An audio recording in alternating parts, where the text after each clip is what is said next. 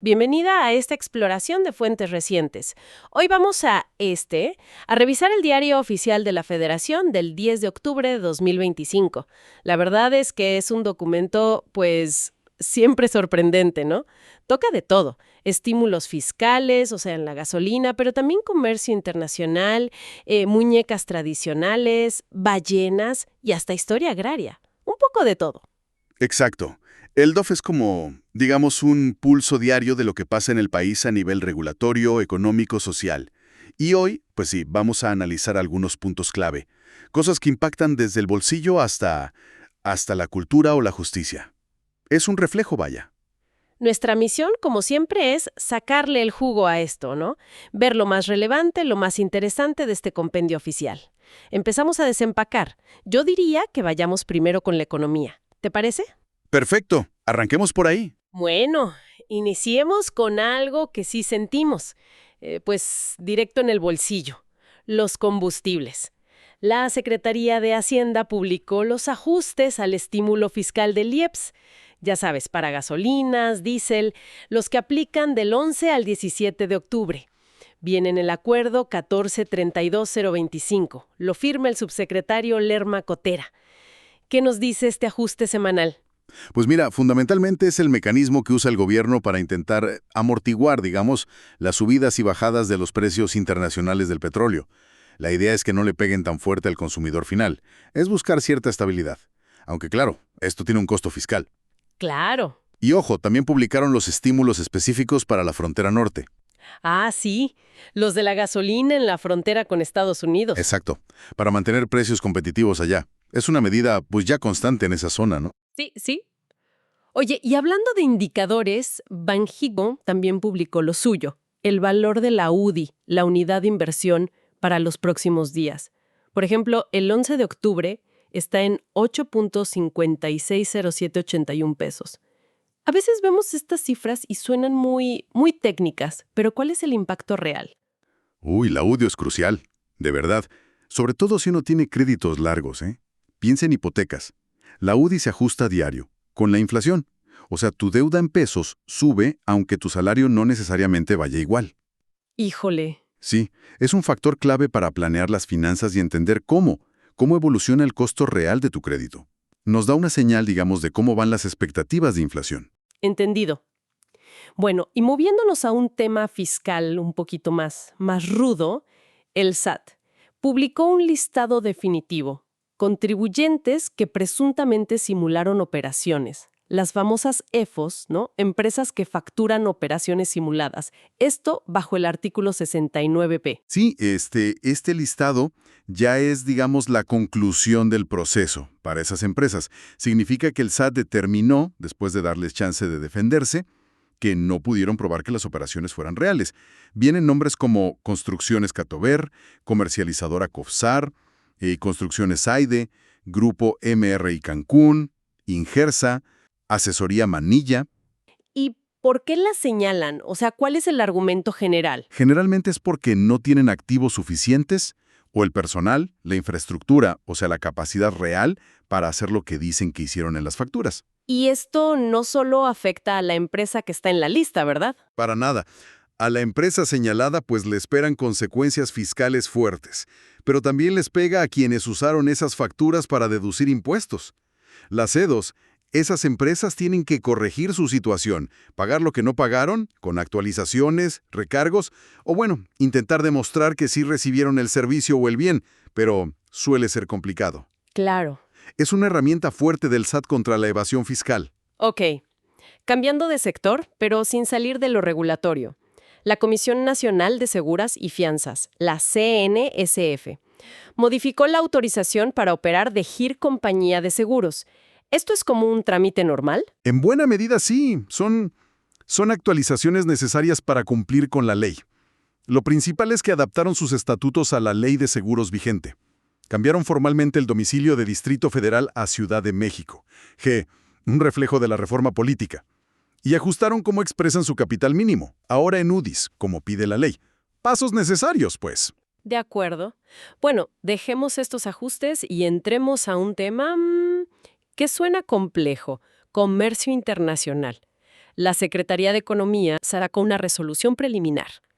Una investigación antidumping, esta vez sobre cartoncillo importado de China.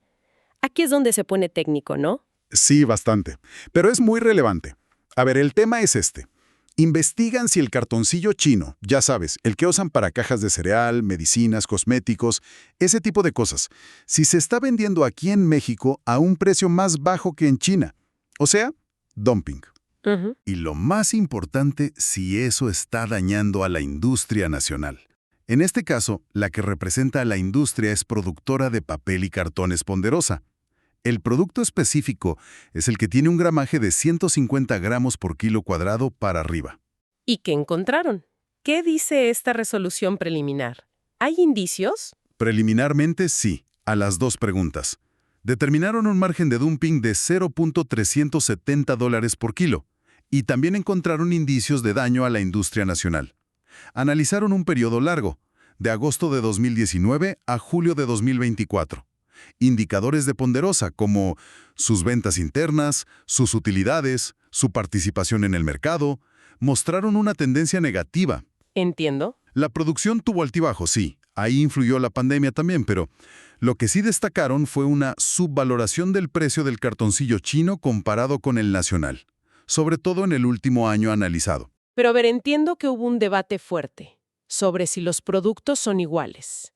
Porque el chino usa fibra virgen y el mexicano fibra reciclada. ¿Cómo lo vio la Secretaría? Ese fue un punto central de la defensa. Los importadores como Car Graphics, Edelman y los exportadores chinos tipo Bofen Group dijeron, oye, no son lo mismo. Argumentaron diferencias técnicas de uso, por ejemplo, para empaques de alimentos que necesitan certificaciones especiales. Decía que no compiten tan directamente. Tiene sentido. Pero la Secretaría pidió análisis técnicos a la Universidad de Guadalajara, a la Cámara del Papel, y con base en eso concluyó preliminarmente que sí, que a pesar de las diferencias, los productos son similares en lo esencial, en sus usos, y que sí se pueden sustituir uno por otro en el mercado mexicano. Ah, mira. También hubo discusiones más técnicas, ¿no? Sobre cómo calcular el precio allá en China, el manejo de información confidencial, lo típico en estos casos. Entonces, ¿qué pasa ahora? ¿Qué medida tomaron mientras sigue esto? Impusieron una cuota compensatoria provisional de $0.3702 por kilo a estas importaciones chinas por 4 meses. Ok, una medida temporal. Exacto. Busca, digamos, emparejar la cancha mientras termina la investigación. Ahora, las empresas involucradas, importadores, exportadores, Ponderosa, tienen 20 días hábiles para presentar más pruebas, más argumentos. Es un caso que ilustra muy bien esa tensión, ¿no?, entre facilitar el comercio y proteger a tu industria de lo que se considera competencia desleal. El resultado final podría sentirse en el precio de muchas cosas que vienen empacadas. Sin duda. Muy interesante cómo se mueven estas piezas. Bueno, ahora sí, demos un giro radical. Del papel industrial a la artesanía fina. Muñecas. El INPI, el Instituto Mexicano de la Propiedad Industrial, publicó solicitudes para proteger como indicación geográfica a 2 muñecas otomíes de Amelco, Querétaro. La muñeca Lele de Santiago Mezquititlán y la muñeca Donsu de San Ildefonso, Tultepec. ¡Qué bonito! Sí, es una gran noticia, un paso importante para proteger el patrimonio cultural, el trabajo artesanal. Una indicación geográfica, OIG, reconoce que un producto tiene cualidades especiales por su origen, por factores naturales, pero también humanos, como las técnicas tradicionales. La publicación describe las características que las hacen únicas. A ver, ¿cómo son? La Lele, pues, es la de cabeza redonda, de bola, le dicen, con sus trenzas y listones de colores. Y la Donsu, con su ropa particular, blusa de cuello alto, falda bordada y un fondo de loneta para que se pare solita. Ah, ya sé cuáles son. Preciosas. ¿Y qué significa esta protección en la práctica? ¿Para las artesanas, para las muñecas? Pues significa un reconocimiento oficial, de que son auténticas, de que su calidad está ligada a Amelco, les da una herramienta legal, digamos, para defenderse de copias, de que alguien use el nombre sin permiso, puede ayudar a que se valoren más en el mercado, ya que los beneficios lleguen a las comunidades que las hacen. ¡Qué bueno! Ahora se abre un plazo, 2 meses, para que si alguien tiene un interés legítimo, presente alguna objeción o comentario.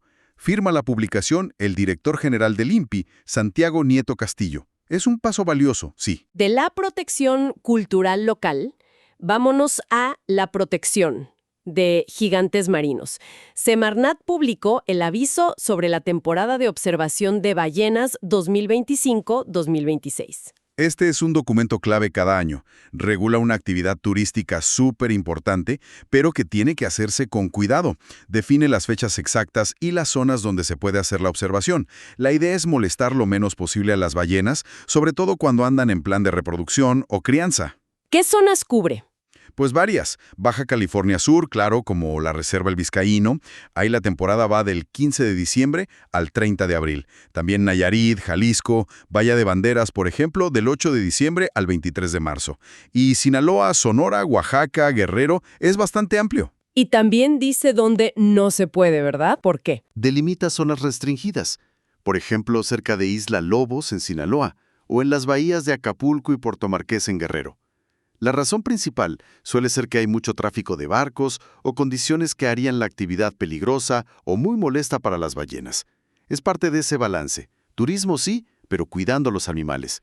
Lo firma la secretaria Alicia Bárcena. Entendido. Oye, y otra noticia, esta del Banco de México, que quizá ya se veía venir. Anunció que el billete de 20 pesos, el conmemorativo tipo F, el azulito, inicia su proceso de retiro. Efectivamente, lo hacen mediante la circular 8202. Ojo, esto no significa que ya no valga, ¿eh? Ah, ok. No, simplemente los bancos ya no deben darlos al público. Tienen que separarlos y mandarlos a Bancico. Poco a poco van a ir desapareciendo de la circulación. Es el ciclo normal del dinero. El fin de la etapa para este billete, que por cierto fue muy popular, hasta ganó premios de diseño. Se da paso a otras denominaciones o, bueno, en este caso, a la moneda que ya lo sustituya en la práctica. Claro, la moneda de 20. Entendido. Bueno, regresemos a temas institucionales, de justicia. El INE formalizó la asignación de cargos para magistradas y magistrados de circuito, los que fueron electos en el proceso extraordinario del Poder Judicial 2024-2025. Suena a trámite, pero creo que tuvo su historia detrás, ¿no? Así es. Ese acuerdo, el INEC 111-2020-45, no es un simple trámite burocrático. Se emite, y lo dice explícitamente, para cumplir sentencias de la Sala Superior del Tribunal Electoral del TEPG. Hay que recordar que esta primera elección popular de jueces y magistrados tuvo sus polémicas, sobre todo con la interpretación de algunos requisitos, como el famoso promedio mínimo de 9 en la especialidad. Ajá, sí lo recuerdo. Bueno, pues el TEPG intervino, revocó algunas decisiones del INE que habían declarado inelegibles a candidatas por ese motivo, y ordenó al INE entregarles las constancias de mayoría.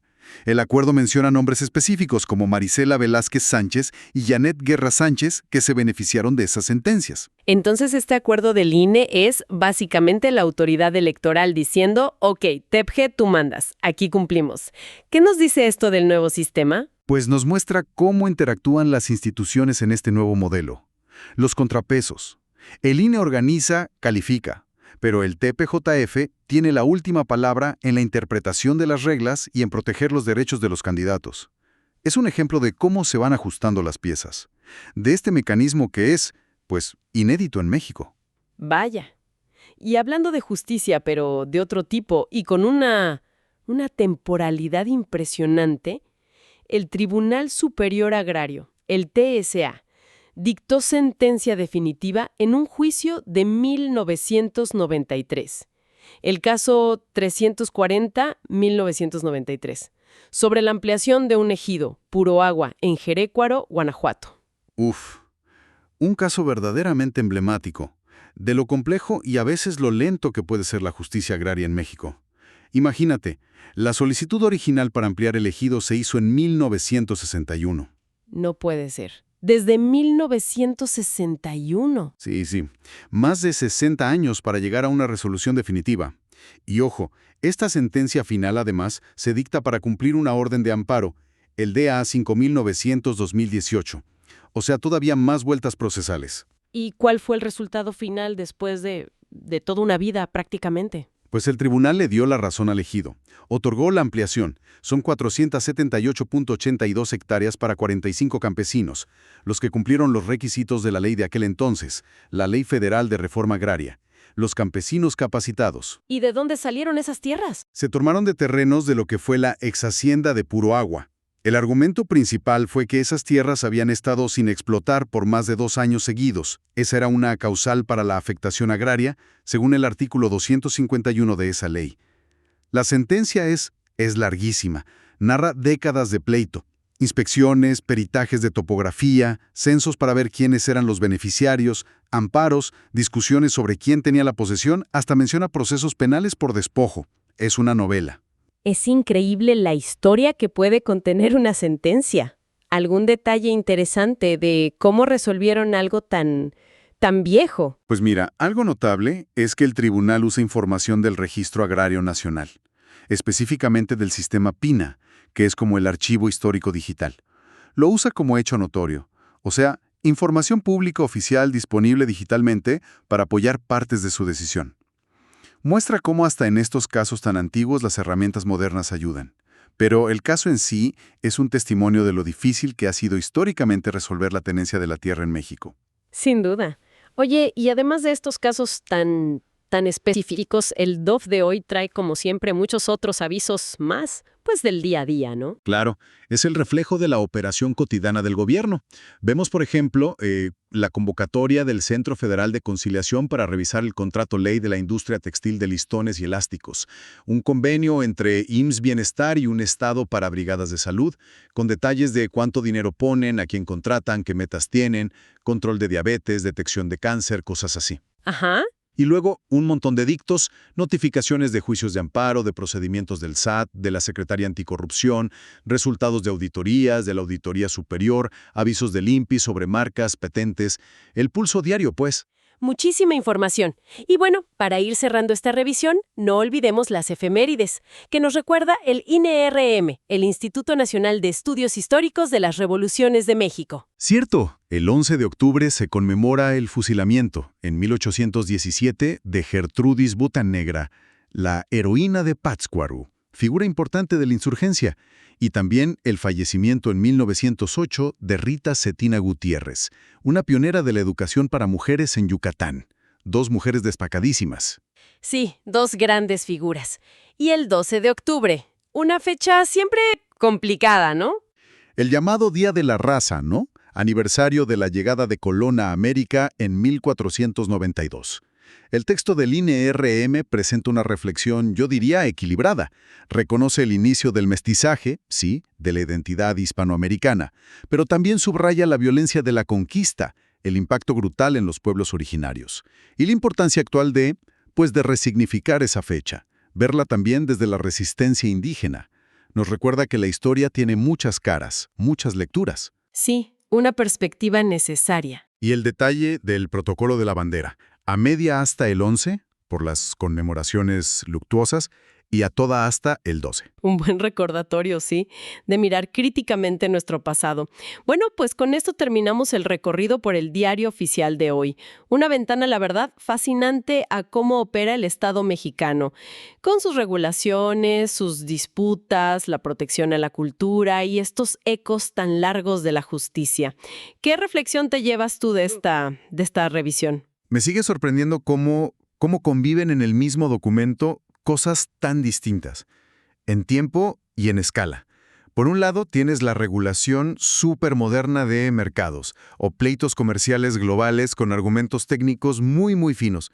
Y por otro, resuelves un conflicto agrario que empezó hace 60 años o proteges artesanías centenarias. Es verdad. Y también se ve la adaptación de las instituciones, ¿no? El INE aplicando un modelo electoral nuevo bajo la mirada del TPJF, la CNSF ajustando normas. Es un organismo vivo, sin duda. Totalmente de acuerdo. Oye, y pensando en quienes nos escuchan, ¿qué pregunta podríamos dejar ahí, flotando, a partir de todo esto? Quizás algo sobre la distancia entre que algo se publica y que realmente se sepa y sirva, ¿no? El DOF es público, sí, está en Internet, pero toda esta información, tan técnica, tan legal, ¿de verdad llega a quienes más les afecta o más la necesitan? Piensa en los campesinos de Puragua o en las artesanas de Amelco, o incluso en los empresarios con lo del cartoncillo. ¿Cómo hacemos para que la información oficial, desde un estímulo fiscal hasta un derecho agrario o una regulación comercial, deje de ser solo para especialistas?